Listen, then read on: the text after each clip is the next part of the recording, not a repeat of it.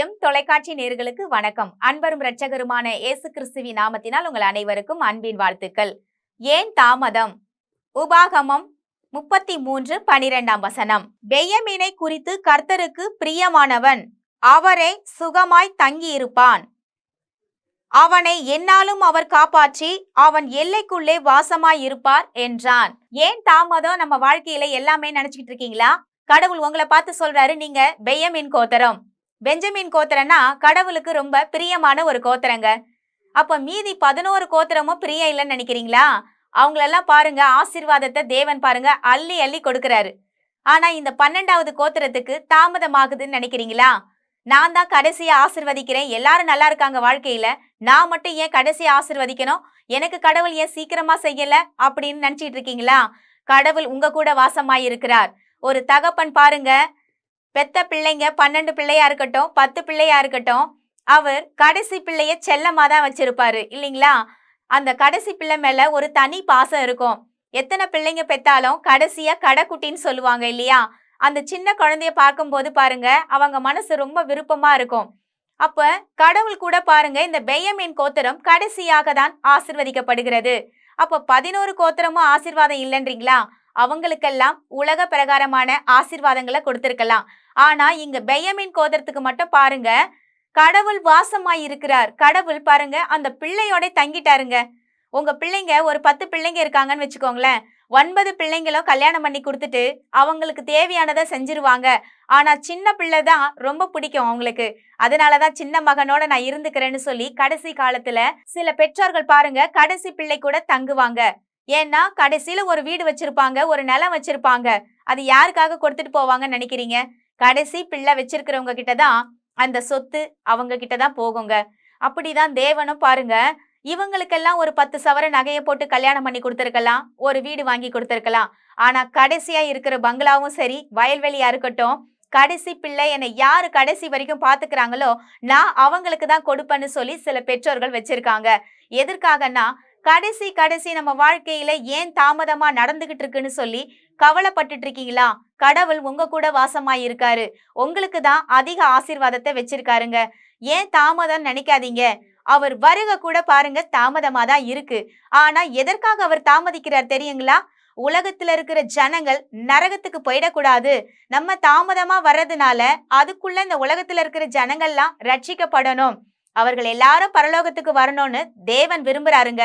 அதனாலதான் பாருங்க இந்த வருகை கூட எல்லாரும் சொல்றாங்க, கடவுள் இயேசு கிறிஸ்து வரப்போறேன்னு சொல்லி 2000 வருஷமா சொல்லிட்டு இருக்காங்க.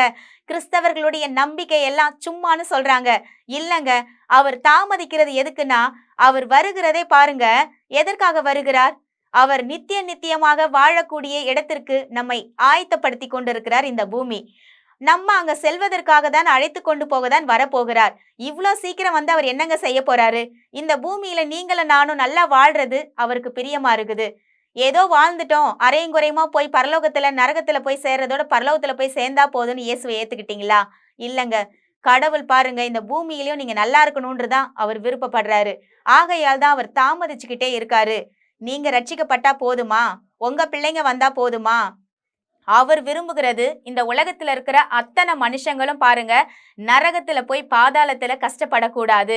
அவருடைய நித்தியமான வாழ்க்கை பரலோகத்துல இருக்கு.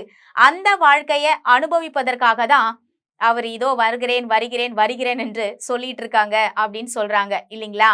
நான் வருகிறேன் என்று சொன்னது மட்டும் இல்லைங்க, அவர் நிச்சயமாகவே வந்துட்டாரு. எப்ப வந்தாரு? 2000 வருஷத்துக்கு முன்பதாக மனிதனுடைய பாவங்களை தீர்ப்பதற்காக ஃபர்ஸ்ட் கம்மிங்ல வந்து எல்லாவற்றையும் பாருங்க அவர் முடிச்சிட்டாரு. இனி அவர் 2வது வருகையில என்ன செய்ய போகிறாரு? அவரை முகமுகமாய் நம்ம சந்திக்கிறதுக்கு நம்ம ஆயத்தமா இருக்கணும். தேவனை பார்க்க முதலாவது பரிசுத்தம் வேணுங்க. உலகத்துல இப்படியே நம்ம வாழ்ந்துகிட்டு இருக்கோம், ஒரு ஆயத்தம் இல்லாத ஒரு வாழ்க்கைய. ஆனா கடவுளுடைய வருகையில நம்ம எல்லாரும் ஆயத்தமா இருக்கணும்னு அவர் விரும்புகிறார். ஆகையால் தான் ஒரு பகுதியை பாருங்க, நீங்க புதிய ஏற்பாட்டுல வாசித்து பார்க்கும் பொழுது, அங்கு மணவாளன் வருவார் என்று மணவாட்டி காத்திருப்பது போல தீவெட்டிகளை ஆயத்தப்படுத்து என்று ஒரு வசனம் வருகிறது. அப்படிதாங்க கடவுள் வரப்போகிறார். ஆனா நம்ம ஆயத்தமா இருக்கிறோமான்னு சொல்லி நம்மளையே பாருங்க பரிசோதிச்சு ஒவ்வொரு நாளும் தேவன் கிட்ட முதலாவது ஐக்கியமாகணும். இது நடக்கல அது நடக்கல ஏன் தாமதம்னு கேள்வி கேட்கிறோமே தவிர, அது எல்லாம் ஆண்டவர் நிச்சயமாகவே ஒரு நாள் நடக்கும் செய்வார். ஏன் தாமதிக்குதுன்னா, கடவுள் எல்லாவற்றைக்கும் நமக்கு நல்லதுக்காக தாங்க செய்வாரு. அந்த தாமதம் எதற்குன்னா பாருங்க, சின்ன வயசுல ஒரு பிள்ளைங்க கிட்ட போயிட்டு நீங்க 2000 நோட்டை கொடுத்தீங்கன்னா அந்த காசை வச்சு எப்படி செலவு பண்றதுன்னு தெரியாது. ஆனா இதே நீங்க ஒரு 21 வயசுக்கு மேல ஒரு பிள்ளைகிட்ட கொடுக்கும்போது பாருங்க, அந்த வயசுலயே அவங்க ஜாலியா தான் செலவு பண்ணுவாங்க. அதே பிள்ளைகிட்ட நீங்க ஒரு 30 வயசுல ஒரு சொத்தை எழுதி கொடுக்குறீங்கன்னா அவங்க பக்குவம் அடைஞ்சு அவங்க அந்த சொத்தை எப்படி பயன்படுத்தணும்னு அவங்களுக்கு தெரிஞ்சிருக்கும். வாழ்க்கையில பல கஷ்டங்களை மேற்கொண்டு வரும் பொழுது சில அனுபவங்கள், சில பாடங்களை கற்றுக் கொடுக்கும் பொழுது அது நமக்கு நன்மையாகவே மாறும். அப்படிதான் தேவன் இதுவரைக்கும் கொடுக்கல, ஏன் தாமதம் நினைக்கிறீங்களா? நிச்சயமாகவே தேவன் உங்களுக்கு ஏற்ற காலத்தில் ஆசிர்வதிப்பேன்னு சொன்னவரு நிச்சயமாக செய்வார். ஏன்னா இந்த உலகத்துல நம்ம யாருமே வெறுமையாவே வாழ்ந்துட்டு போகணும் அப்படின்றது அவருடைய சித்தம் இல்லைங்க. கடவுள் நிச்சயமாகவே செய்வார். அதற்காக நம்ம இன்னைக்கு ஜெபிக்க போகிறோம். தாமதங்கள் எதற்குன்னு கேள்வி கேட்டு இல்லைங்க, தாமதித்தாலும் நான் அதை செய்வேன்னு சொன்னவரு செய்வார். அந்த நம்பிக்கையும் விசுவாசத்தையும் கேட்டு நம்ம ஜெபிக்க போகிறோம். எங்கள் அன்பும் இரக்கமும் நிறைந்த நல்ல தகப்பனே, நாங்கள் உம்மண்டையில் வருகிறோம் சுவாமி. இந்த நாட்கள்ல ஏன் தாமதம் என்று நாங்கள் ஆண்டவரே உம்மை கேள்வி கேட்டுக்கொண்டே இருக்கிறோம்.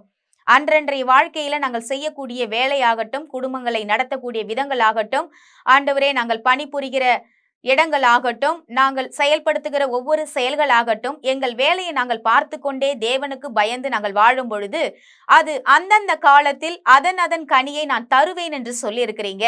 ஏற்ற காலத்தில் நான் உன்னை ஆசிர்வதிப்பேன் சொன்னீங்களேப்பா. ஏற்ற காலம் என்று உமக்கு தெரியாதது ஒன்றும் இல்லை சுவாமி. ஏற்ற துணையை கொடுத்தது ஆதாமுக்கு நேர்தான். ஏற்ற காலத்தில் ஆசிர்வதிப்பேன் சொன்னவரு எலியாவை கொண்டு ஒரு விதவியின் வீட்டுல எப்போ பஞ்சம் வந்ததோ அப்பொழுது எலியாவை அனுப்பி நீர் ஆசிர்வதித்தீர். அது அவர்களுக்கு ஏற்ற காலமாக இருந்தது. எங்க வாழ்க்கையில ஏற்ற காலம் நீர் ஆண்டவரை தீர்மானித்து வைத்திருக்கிறீர். அந்த ஏற்ற காலம் இப்பொழுதுதான் என்று நாங்கள் விசுவாசிக்கிறோம். அந்த விசுவாசிக்கிற எண்ணங்களையும் எங்கள் இருதயங்களையும் என் தேவனே நீர் ஆண்டவரை உமக்கு நேராக உயர்த்தும்படியாக நாங்கள் செபிக்கிறோம். உம்மையே நோக்கி ஆபிரகாமை போல ஒத்தாசை வரும் பர்வதங்களுக்கு நேராக எங்கள் கண்களை ஏறெடுக்கிறேன் என்று நாங்கள் உம்மை நோக்கி நாங்கள் வேண்டிக் கொள்ளுகிறோம். இயேசு கிறிஸ்துவின் மூலம் ஜெபிக்கிறோம் நல்ல தகப்பனே, ஆமேன். கர்த்தர் நம் அனைவரையும் ஆசிர்வதிப்பாராக. God bless you.